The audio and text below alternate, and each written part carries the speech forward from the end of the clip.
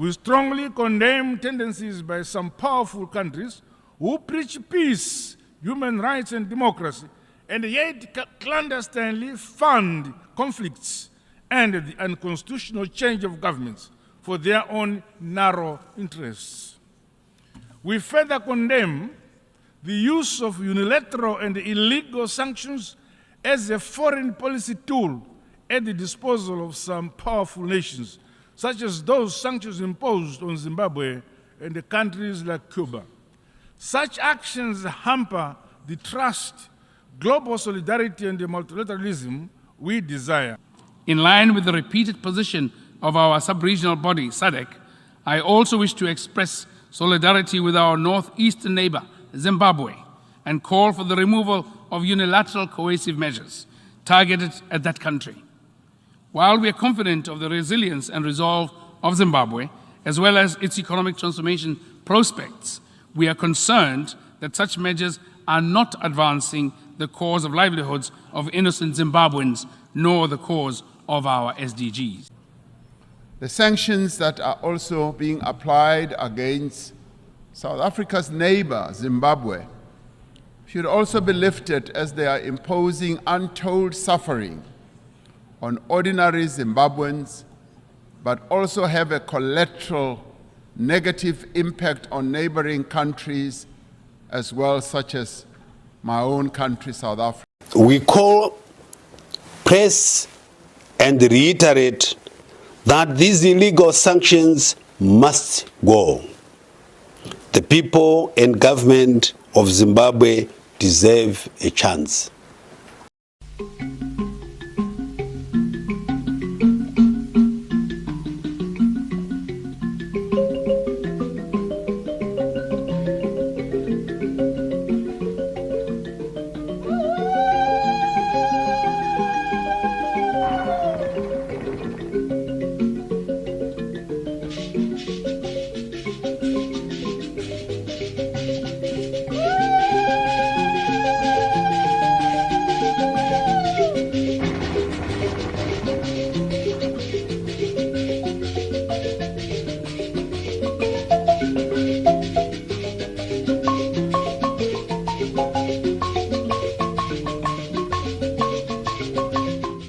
Great pleasure that I have also been given an opportunity to give remarks at this important Anti-Sanctions Solidarity Summit, which dovetails with His Excellency President Idi Mnangagwa's vision that no one and no place should be left behind. The decentralization of national events, the decentralization of key important summits to areas like Mashonaland East in Mutoko district is testimony to government's commitment to ensure that we leave no one and no place behind as we journey towards an upper middle income society by the year 2030. Utilizing the national philosophy, which is nyika inovakwa nevene vayo. Kuuya kwataita muzuva ranhasi kuno zvakanangana nedingindira raPresident Idi Mnangagwa rekuti hapana nzvimbo kana munhu anofanira kusara.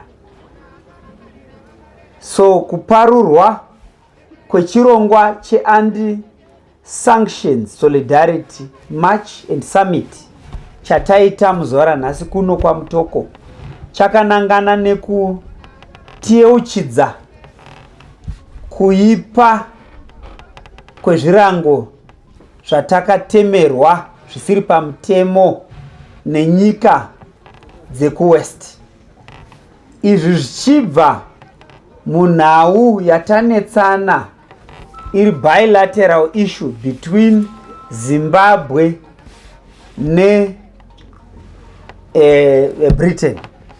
Izvi zvichibva kunhau yatingati yakatanga kuma 1890 vapambe pfumi vachiuya muno munyika kuzotora ivhu neupfumi hwanga huri hwevanhu vatema. Izvi zvinoenda zvakare tichibata yavaitivo the Moffat Treaty, the Rudd Concession. Tofamba zvakare mitemo yakaiswa nevapambepfumi kuti vatore nyika ino vachiitora kumadzimambo anga achitungamirira, tichiuya kumitemo yakapaswa nemaparamende vadzvinyiriri vaitonga panguva iyoyo, zvichisanganisira Land Tenure Act, zvichisanganisira zvakare Land Apportionment Act. Ukwakuri kuvarura mitemo inodzvanyirira vanhu vatema. Vapambepfumi zvakare vakapasa mimwe mitemo inosanganisira yemagrains, yekuti grading yemagrains, magrains anobva kuvarungu ane grade repamusoro, magrains anobva kuvanhu vatema ane grade repasi. Vakapasa zvakare mitemo yakawanda inosanganisira vana heart tax, vana dog tax, iri mitemo yanga yagadzirirwa kuti vachena vaite upfumi. Land Apportionment Act yaisarura kuti nzvimbo dzakanaka dzichange dzichitorwa nevachena, asi nzvimbo dzine ivhu risina kumira zvakanaka ndidzo dzaizoitwa reserved, dzataa kuti maruzeva for vanhu vatema. Vakabva vagadzira vaiti matribal trust lands. So how do we determine the future? Tave pachimurenga chepfungwa. As Zimbabweans, we should continuously call for the unconditional removal of the illegal sanctions.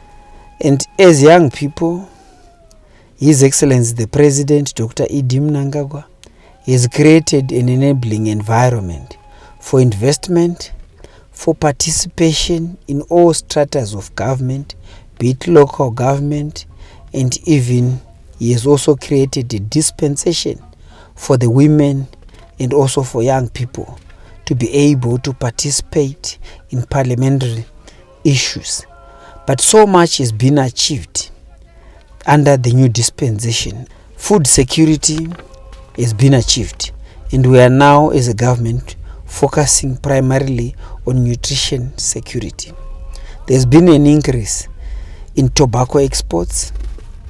There's been a lot of construction of dams and irrigation projects, dualization of roads, new airports, which also includes the Robert Gabriel Mugabe International Airport, the Wange 7 and 8, in order to augment power supplies, the introduction of the Zimbabwean dollars.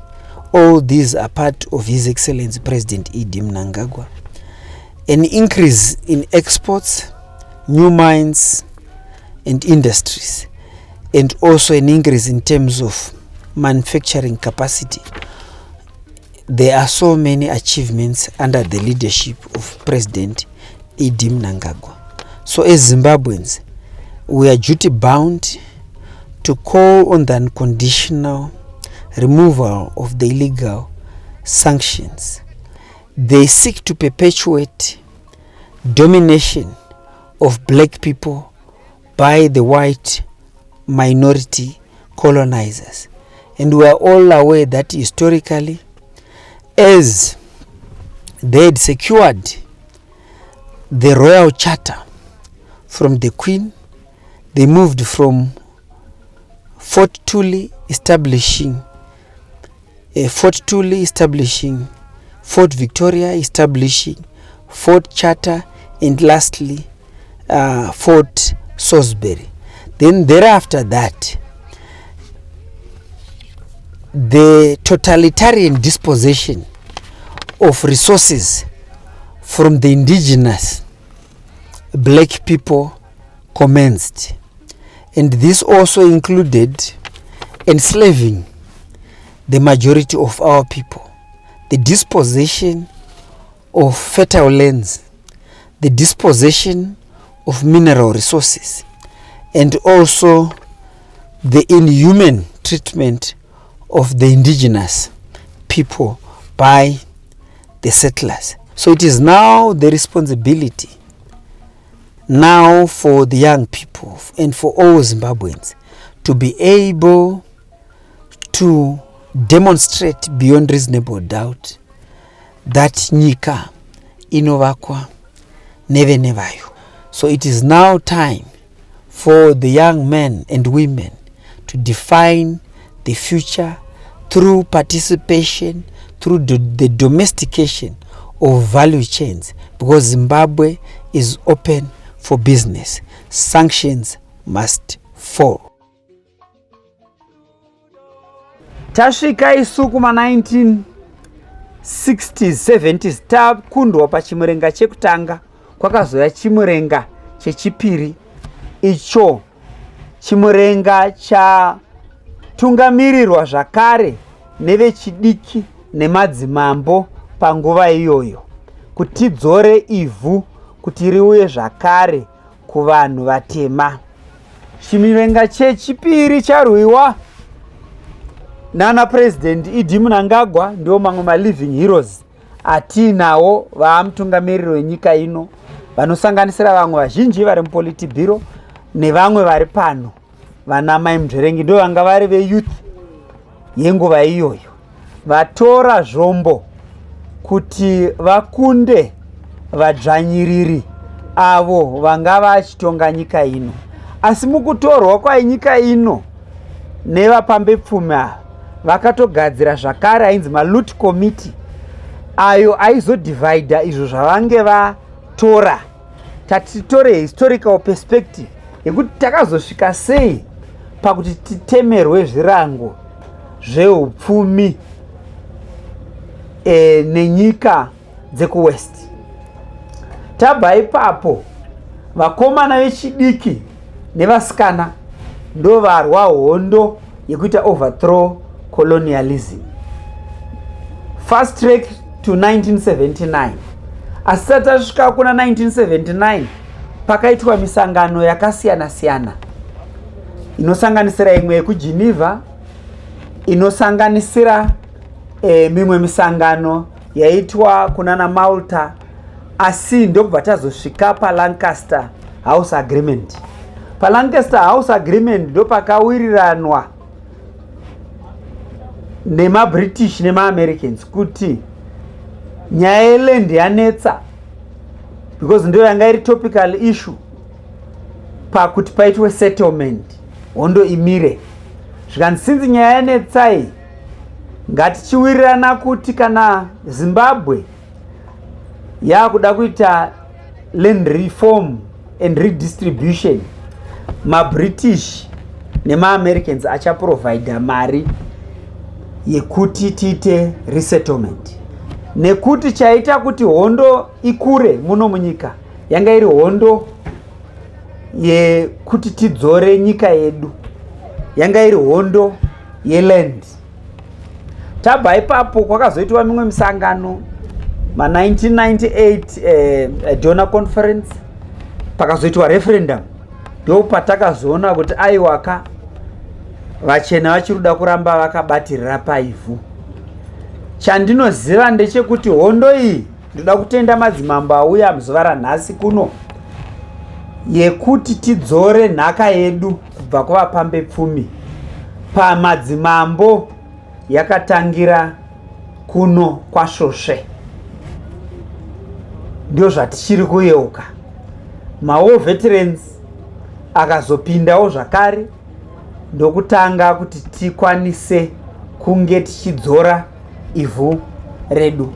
Tabva ipapo taita correct historical injustice yanga yaitwa perpetuate nenyaya kuti takapiwa mutemo after Lancaster wekuti for the first 10 years the agreement was there has to be a willing seller, willing buyer basis. Panofanira kunge pane anoda kutengesa land yacho kuti munge muchikwanisa kutenga. Tagadzira mitemo yedu yekuti tichikwanisa kudzora nyika kuvaridzi vayo, ndo pauya zvirango zveupfumi kuti magadzirisirei udzvanyiriro hwanga hwaitwa against vanhu veganda dema. Distinguished guests, ladies and gentlemen, comrades and friends, as I've already indicated, that the Anti-Sanctions Summit that we are currently having dovetails with His Excellency President Idi Mnangagwa's vision to ensure that we leave no place and no one behind as we journey towards a digitally empowered society and an upper middle income society by the year 2030. The Anti-Sanctions Solidarity Summit is also aligned as it focuses primarily on ensuring that we should harness the intellectual capabilities of the youth members of the society, that the youth should take a leading role in transforming the macroeconomic growth of this country. Because His Excellency the President, Dr. Idi Mnangagwa, has created an enabling environment. But of explicit importance is that we should continue to call on the Western countries to unconditionally remove the illegal sanctions. And number two, we should be able to determine the future as young people. I want to thank you.